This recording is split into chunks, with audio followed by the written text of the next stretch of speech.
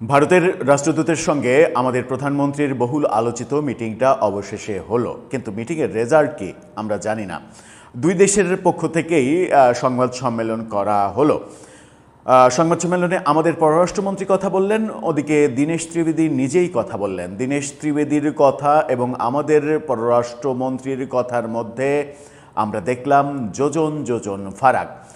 দুইজনের ল্যাঙ্গুয়েজের ধারা, ল্যাঙ্গুয়েজ প্রক্ষেপণ সব কিছুই আলাদা, এবং দুইজনের চেহারার যে এক্সপ্রেশন, সেই এক্সপ্রেশনও আলাদা।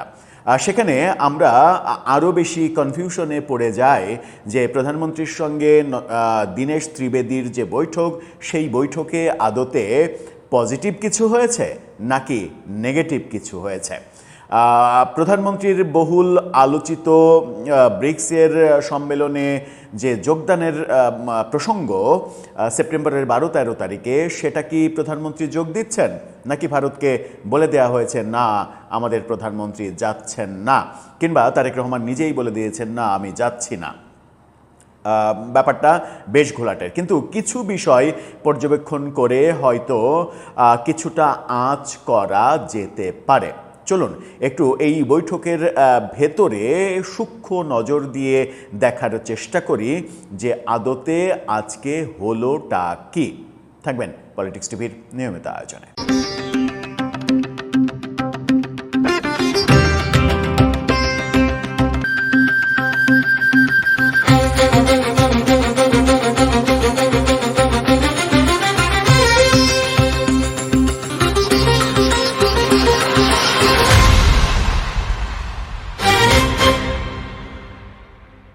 দর্শক, বলছিলাম আমাদের প্রধানমন্ত্রীর সঙ্গে ভারতের রাষ্ট্রদূত দীনেশ ত্রিবেদীর বহুল আলোচিত বৈঠক।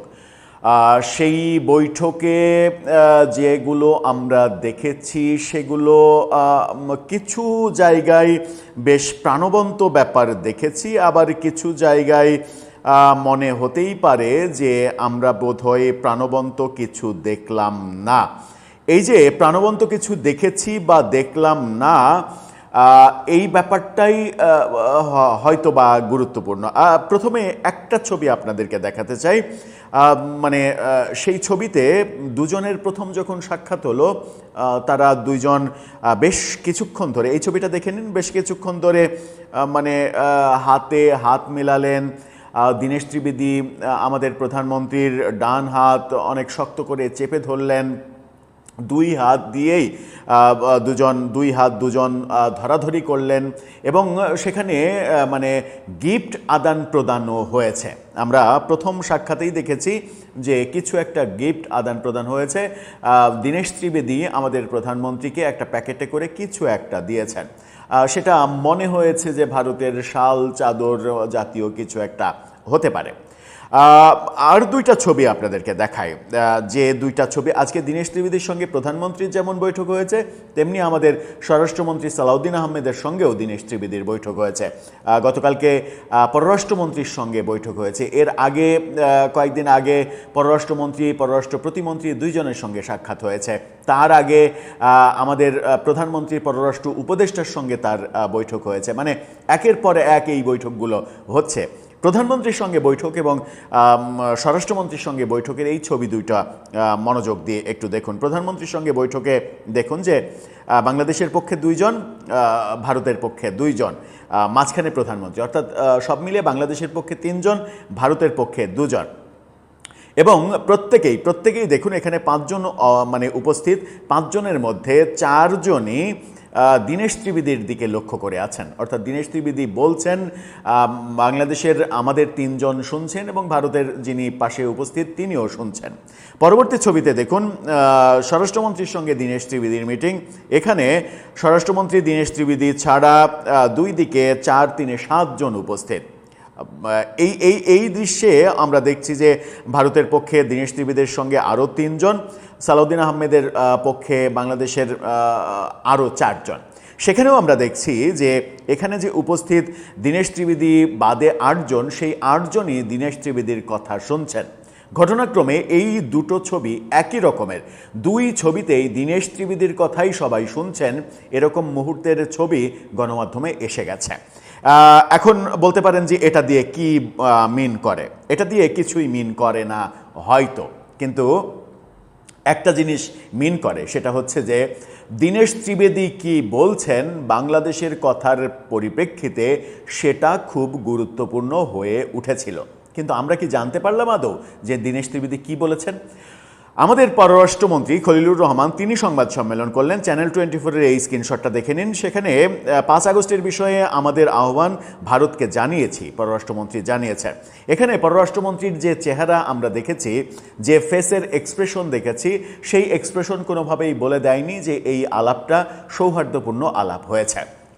মনে হয়েছে যে এর আগে কোনো একটা সংবাদ সম্মেলন নিয়ে তার সঙ্গে তার ব্যাপারে যে আলোচনাটা করেছিলাম, একই ব্যাপারটা এখানেও উঠে এসেছে। মনে হয়েছে যে তিনি প্রচণ্ড রাগান্বিত এবং রাগান্বিত স্বরেই তিনি বলেছেন, এবং তার কথাতে এরকমটা মনে হয়েছে যে ভারতকে আমরা বলেছি এটা করতে, আমরা বলেছি এটা করতে। কোনোভাবেই একটা শব্দও তিনি বলেননি যে শব্দে অনুরোধ শব্দটা আছে। অর্থাৎ অনুরোধের ভঙ্গিতে ভারতকে বলা হয়েছে, ভারতকে এটার জন্য অনুরোধ করা হয়েছে, ওইটা করার জন্য অনুরোধ করা হয়েছে, ব্যাপারটা এইভাবে তিনি বলেননি। বলেছেন ভারতকে আমরা এটা বলেছি, তারা যেন এটা করে এটা বলেছে। মানে এই বলাটা অনেকটা নির্দেশ, আদেশ এরকমটা বোঝায়।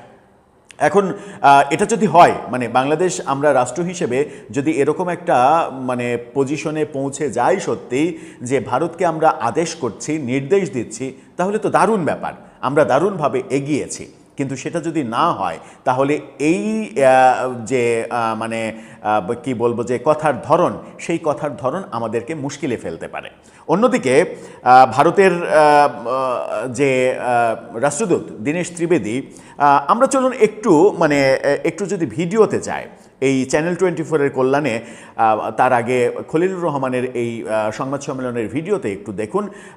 স্টিল ছবি দেখালাম তো আপনাদের মধ্যে একটু কনফিউশন তৈরি হতে পারে, ভিডিওতে একটু দেখুন।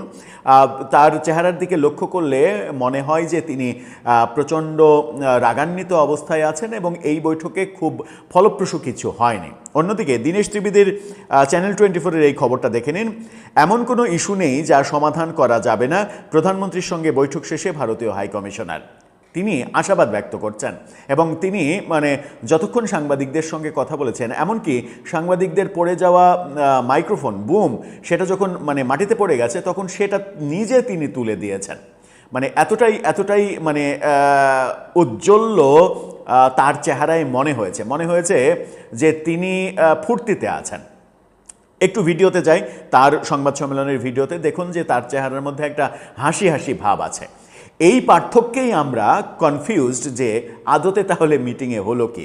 আমাদের পররাষ্ট্রমন্ত্রীর চেহারায় মনে হচ্ছে তিনি প্রচণ্ড রাগান্বিত, ক্ষুব্ধ অবস্থায় আছেন। ভারতের হাইকমিশনার, তার চেহারায় মনে হলো তিনি প্রচণ্ড ফুর্তিতে আছেন। এই রাগান্বিত এবং ফুর্তি, এই দুটো আমাদের মানে কনফিউশন তৈরি করে। এবং আমাদের পররাষ্ট্রমন্ত্রী বলেছেন যে হাসিনা ব্যাপারে কথা হয়েছে, 5 আগস্টে যেটা করা হয়েছে সেই ব্যাপারে ভারত অনুমতি না দিলে এটা করতে পারে না, এটা বলা হয়েছে। পররাষ্ট্রমন্ত্রী বলেছেন সে দণ্ডপ্রাপ্ত আসামিকে কোনোভাবেই প্রকাশ্যে সাংবাদিক সম্মেলন করতে দেওয়ার কোনো কারণ নেই, সেটা নিয়ে কথা হবে। এবং তিনি জোর দিয়ে এই ব্যাপারটাই বলেছেন যে ভারতকে কড়াভাবে এটা বলা হয়েছে এবং প্রত্যর্পণের কথা বলা হয়েছে, যে ভারত যেন তাকে ফেরত দেয়, সেই ব্যাপারটা জোর দিয়ে বলা হয়েছে। যখন শেখ হাসিনা নিজে ফিরতে চাচ্ছেন, তখন ভারতকে প্রত্যর্পণের ব্যাপারে আবারও বলা হচ্ছে। তো ধরে নেওয়া যায় যে, ধরে নিলাম তর্কের খাতিরে যে ভারত প্রত্যর্পণে রাজি হলো, মানে বাংলাদেশের হাতে তুলে দেবে। সেই প্রসেস করতে করতে তো অনেক সময় লাগতে পারে। তো শেখ হাসিনা ডিসেম্বরের মধ্যে নিজেই আসতে চাচ্ছেন, তাহলে তার মানে আসাতে সমস্যা কি? তিনি আসলে তো ব্যাপারটা আমাদের মানে উদ্দেশ্যটা আরও এগিয়ে গেল। তিনি আসা আর তাকে নিয়ে আসা, এই দুটোর মধ্যে মানে বরং নিয়ে আসাতে যদি সময় নষ্ট হয়, তাহলে আসতে দেওয়াটাই তো ভালো। তিনি আসতে যাচ্ছেন, ওকে, তাকে ট্রাভেল পাস দিয়ে দেন, তিনি আসুক, আসার পরে তাকে গ্রেপ্তার করেন, কারাগারে নেন, মানে তার দণ্ড কার্যকর করেন, হয়ে গেল। এখানে তো আর কোনো যদি কিন্তু থাকে না। তাহলে তো আর ভারতকে নতুন করে বলা লাগে না যে এই চুক্তির আওতায়, প্রত্যর্পণের চুক্তির আওতায় তাকে তোমরা ফেরত দাও, সেটা তো আর বলা লাগে না। তিনি তো নিজেই আসতে চাচ্ছেন, বরং তার আসতে চাওয়ার পরিপ্রেক্ষিতে আমরা যে ধরনের বারোমিশালি কথাবার্তা বলা শুরু করেছি, এক ধরনের উদ্বেগ উৎকণ্ঠা প্রকাশ করার বিভিন্ন স্টেক হোল্ডারের যে মানে প্রয়াস আমরা লক্ষ্য করছি, সেগুলোই বরং আওয়ামী লীগের জন্য একটু খুশির বার্তা। সেই বার্তাগুলো আমাদের দেয়া উচিত হচ্ছে না, বরং আমরা যে কর্মকাণ্ডগুলো করছি, যে কথাবার্তাগুলো করছি, তার ফিরতে চাওয়ার পরিপ্রেক্ষিতে সেটাই বরং আওয়ামী লীগের জন্য সুবিধাজনক হচ্ছে। এই কাজটা থেকে আমরা বিরত থেকে তাকে আসতে দিই। আসুন, উনি আসার পরে ওনাকে গ্রেপ্তার করুন। আইনমন্ত্রী স্বরাষ্ট্রমন্ত্রী বলে দিয়েছেন যে আত্মসমর্পণের কোনো সুযোগ নেই, তাকে গ্রেপ্তার করা হবে। ওকে ফাইন, গ্রেপ্তার করেন, কারাগারে নেন, তারপরে মানে তাকে আপিলের সুযোগ দিয়েন না, আপিলের সুযোগ না দিয়ে তার রায় কার্যকর করেন, রায় কার্যকর করে দিলেই তো হলো। আমরা যদিও দেখলাম যে এই আদালতেই ফাঁসির দণ্ডপ্রাপ্ত একজন আসামি পাকিস্তানে পালিয়ে থাকার পরে শেখ হাসিনা সরকার পতনের পরে তিনি দেশে ফিরেছেন এবং দেশে ফিরে আন্তর্জাতিক অপরাধ ট্রাইব্যুনালে হাজিরা দিয়েছেন। সরকার নির্বাহী আদেশে তার সাজা 1 বছরের জন্য স্থগিত করেছেন এবং তিনি জামিন পর্যন্ত চাননি। জামিন পর্যন্ত না চেয়ে তিনি বহাল তবিয়তে বাইরে ঘোরাফেরা করছেন, মানে লাইফ লিড করছেন, এবং তাকে পরামর্শ দেওয়া হয়েছে উচ্চ আদালতে আপিল বিভাগে যেন তিনি আপিল করেন। তাকে সেই সুযোগ দেওয়া হয়েছে। একই আদালতে রায় ঘোষণার 1 মাস পরে 1 মাসের মধ্যে আপিল না করলে আর আপিল করার সুযোগ থাকার কথা নয়, কিন্তু তার সাজা স্থগিত করে আপিল করার সুযোগ দেওয়া হচ্ছে একদিকে, তখন অন্যদিকে শেখ হাসিনাকে আপনি আপিল করার সুযোগ দিয়েন না, তার যে রায় সেই রায় কার্যকর করে দেন, তাহলেই তো সমস্যার সমাধান হয়ে গেল। এতে করে ভারতের সঙ্গে মানে বন্ধুত্বপূর্ণ সম্পর্ক নষ্ট করার তো কোনো দরকার নেই। আমার মনে হয় যে সেই পথেই যাওয়া উচিত। পররাষ্ট্রমন্ত্রী আরেকটা কথা বলেছেন যে ওসমান হাদির হত্যাকাণ্ডের যে 2 আসামি গ্রেপ্তার করা হয়েছে, সেই বিষয়ে যত কাগজপত্র তারা চেয়েছিল সবই দেয়া হয়েছে, তাদেরকেও যেন ফেরত দেয় সেই আহ্বান জানানো হয়েছে। কিন্তু আমাদের পররাষ্ট্রমন্ত্রীর কথাতে মানে কোনো আশা জাগা নিয়ে কিছু দেখিনি, বরং দীনেশ ত্রিবেদী যেটা বলেছেন যে মানে যে কোনো সমস্যায় আলোচনায় সমাধান হতে পারে। সমস্যা তো থাকবেই, গণতান্ত্রিক দেশে সমস্যা থাকবেই, গণতন্ত্র থাকলেই সমস্যা থাকে এবং সেটা আলোচনা দিয়ে সমাধান করতে হয়।